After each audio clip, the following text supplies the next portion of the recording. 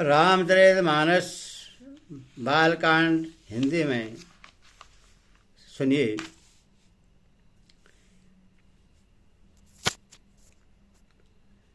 यदि प्रभु श्री रामचंद्र की प्रभुता को सब ऐसी अकथनीय ही जानते हैं, तब कहे बिना कोई नहीं रहा।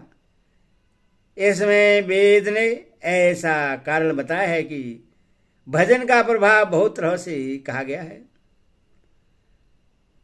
भगवान की महिमा का पूरा वर्णन तो कोई कर नहीं सकता, परंतु जिससे जितना भन्न पड़े उतना भगवान का गुणगान करना चाहिए, क्योंकि भगवान के गुणगान रूपी भजन का प्रभाव बहुत ही अनोखा है।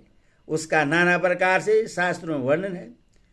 थोड़ा सा भी भगवान का भजन मनुष्य को सहज ही भवसागर से तार देता है। जो परमेश्वर एक है, जिनके कोई इच्छा नहीं है, जिनका कोई रूप और नाम नहीं है, जो अजनवा सच्चिदानंद और परम धाम हैं, और जो सब में व्यापक एवं विश्व रूप हैं, उन्हीं भगवान ने दिव्य शरीर धारण करके नाना प्रकार की लीला की है। वह लीला केवल भक्तों के हित के लिए ही है, परंतु भगवान परम कृपालु हैं, शरणागत के बड़े प्रेमी हैं, जिनकी भक्त पर बड़ी ममता और कृपा है। जिन्होंने एक बार जिस पर कृपा कर दी, उस पर फिर कभी क्रोध नहीं किया। वे प्रभु श्री रघुनाथ जी गई हुई वस्तु को फिर प्राप्त कराने वाले, गरीब निवास, दीन बंधु, सरल स्वभाव, सर्वशक्तिमान और सबके स्वामी हैं। यही समझकर बुद्धिमान लोग उन श्री हरि का यश वर्णन करके अपनी वाणी को पवित्र और उत्तम फल, मोक्ष और दुर्लभ भगवत प्रेम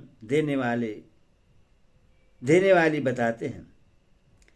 उसी बल से महिमा का यथार्थ वर्णन नहीं, परंतु महान फल देने वाला भजन समझकर भगवत कृपा के बल पर ही मैं श्री रामचंद्र जी के चरणों में सिर नवाकर श्री रघुनाथ के गुणों की कथा कहूंगा। इसी विचार से बाल में व्यास आदि मुनियों ने पहले हरि की कीर्ति गाई है। भाई, उसी मार्ग पर चलना मेरे लिए सुगम होगा। जो अत्यंत बड़ी श्रेष्ठ नदियां हैं, यदि राजा उन पर पुल बांध देता है तो अत्यंत छोटी चींटियां भी उन पर चढ़कर बिना ही परिश्रम के पार चली जाती हैं। इसी प्रकार मुनियों के वर्णन के सहारे मैं भी श्री राम चरित्र का वर्णन सहज ही कर सकूंगा। इस प्रकार मन को बल दिखलाकर मैं श्री रघुनाथ जी की सुहावनी कथा की रचना करूंगा। व्यास आदि जो अनेकों श्रेष्ठ कवि हो गए हैं, जिन्होंने बड़े आदर से श्री हरि का सुयश वर्णन किया है, मैं उन सब श्रेष्ठ कवियों के चरण कमलों में प्रणाम करता हूँ। वे मेरे सब मनोरथों को पूरा करें।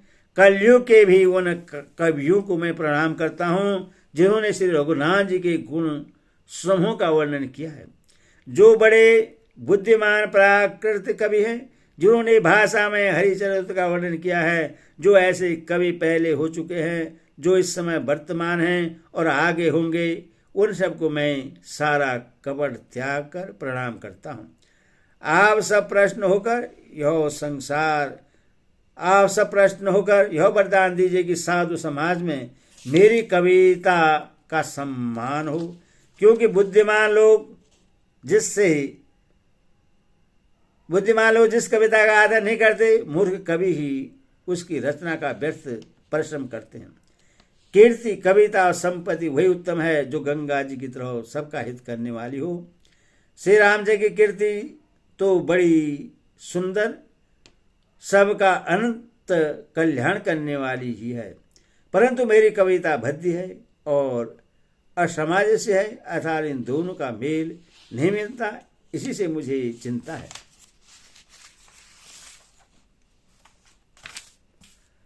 परंतु हे कवियों, आपकी कृपा से यह बात भी मेरे लिए सुलभ हो सकती है। रेशम की सिलाई टाट पर सुहानी लगती है। चतुर पुरुष उसी कविता का आदर करते हैं जो सरल हो या जिसमें निर्बल चरित्र का वर्णन हो तथा जिसे सुनकर शत्रु भी स्वाभाविक बैर को भूलकर सराहना करने लगे। ऐसी कविता बिना निर्बल बुद्धि के होती नहीं और मेरी बुद्धि का बल बहुत ही थोड़ा है।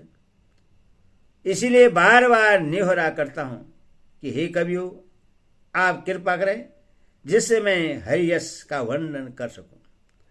कवि और पंडितगण, आप जो रामचरित रूपी मानसरोवर के सुंदर हंस हैं, मुझ भगवान की विनती सुनकर और सुंदर रुचि देखकर मुझ पर कृपा करें।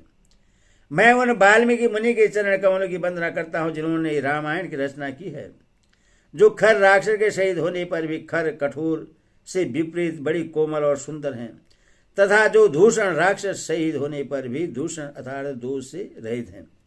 मैं चारों वेदों की वंदना करता हूं जो संसार समुद्र के पार होने के लिए जहाज के समान है, तथा जिन्हें श्री रघुनाथ जी का निर्मल यश वर्णन करते स्वप्न में भी खेद थकावट नहीं होती। मैं वर्मा जी के चरण रज की वंदना करता हूं जिन्होंने ही भव सागर बनाया है, जहां से एक और संत रूपी अमृत चंद्रमा और काम धेनु निकली और दूसरी ओर दुष्ट मनुष्य रूपी विष और मदिरा उत्पन्न हुआ।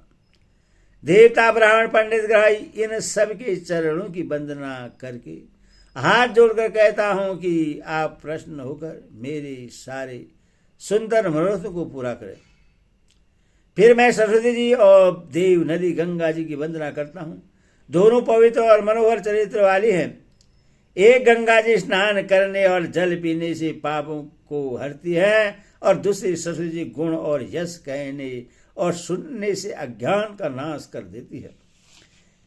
श्री महेश और पार्वती को मैं प्रणाम करता हूं जो मेरे गुरु और माता पिता हैं, जो दीनबंधु और नित्य दान करने वाले हैं, जो सीतापति श्री रामचंद्र जी के सेवक स्वामी और सखा हैं, तथा मुझ तुलसीदास का सब प्रकार से कपट रहित सच्चा हित करने वाले हैं, जिन्हें शिव पार्वती ने कलयुग को देकर जगत के हित के लिए सावर मंत्र समूह की रचना की, जिन मंत्रों के अक्षर विमेल हैं, जिनका न कोई ठीक अर्थ होता है और न जब ही होता है, तथापि श्री शिव जी के प्रताप से जिनका प्रभाव प्रत्यक्ष है। वे उमापति शिव जी मुझ पर प्रश्न होकर श्री राम जी की इस कथा को आनंद और मंगल की मूल उत्पन्न करने वाले बनाएंगे और इस प्रकार पार्वती जी और शिव जी दोनों का स्मरण करके और उनका प्रसाद पाकर मैं चाव भरे चित्त से श्री रामचरित्र का वर्णन करता हूं।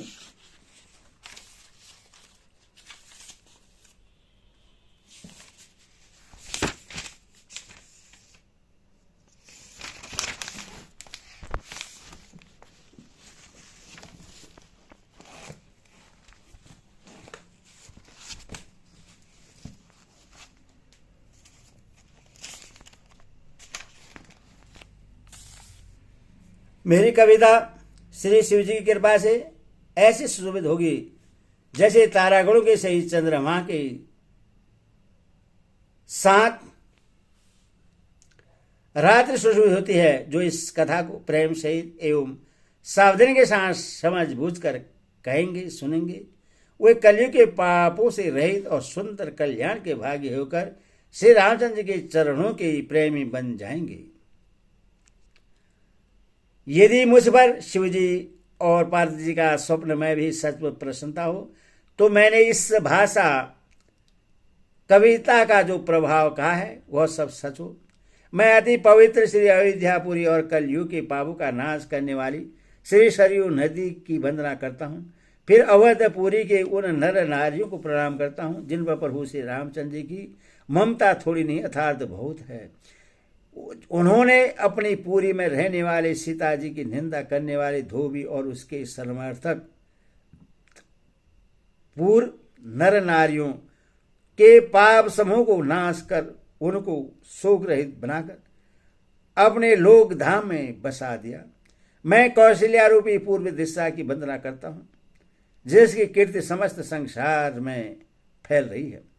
जहाँ कौशल्या रूपी पूर्व दिशा से विश्व को सुख देने वाले और दुष्ट रूपी कमलों के लिए पाले के समान श्री रामचंद्र रूपी सुंदर चंद्रमा प्रकट हुए हैं। सब रानियों से ही राजा दशरथ को पुण्य और सुंदर कल्याण की मूर्ति मानकर मैं मन, वचन और कर्मों से प्रणाम करता हूँ। अपने पुत्र का सेवक जानकर वे मुझ पर कृपा करें, जिनको रचकर ब्रह्मा जी ने भी बड़ाई पाई तथा जो श्री राम जी की माता और पिता होने के कारण महिमा की सीमा है।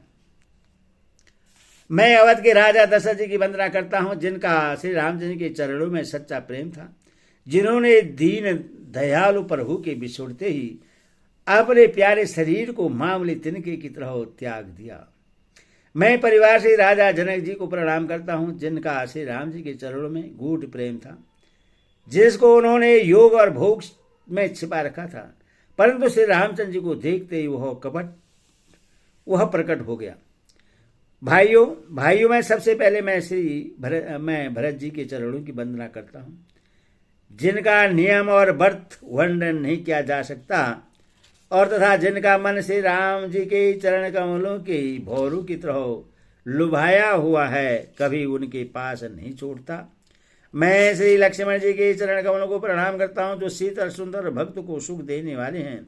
श्री रघुनाथ जी की कीर्ति रूपी विमल पताका में, जिनका लक्ष्मण जी का यश पताका को ऊंचा करके फहराने वाला दंड के समान हुआ, जो 1000 सिर वाले और जगत के कारण 1000 सिरों पर जगत को धारण कर रखने वाले शेष जी हैं, जिन्होंने पृथ्वी का भय दूर करने के लिए अवतार लिया। वे गुणों की खानी कृपा सिंधु सुमिता नंदन श्री लक्ष्मण जी मुझ पर सदा प्रसन्न रहे। मैं श्री शत्रुघ्न जी के चरण कमलों को प्रणाम करता हूँ, जो बड़े वीर सुशील और श्री भरत जी के पीछे चलने वाले हैं। मैं महावीर श्री हनुमान जी की विनती करता हूँ, जिनके यश का श्री रामचंद्र जी ने स्वयं अपने मुख से वर्णन किया है। बोले सियावर रामचंद्र की जय।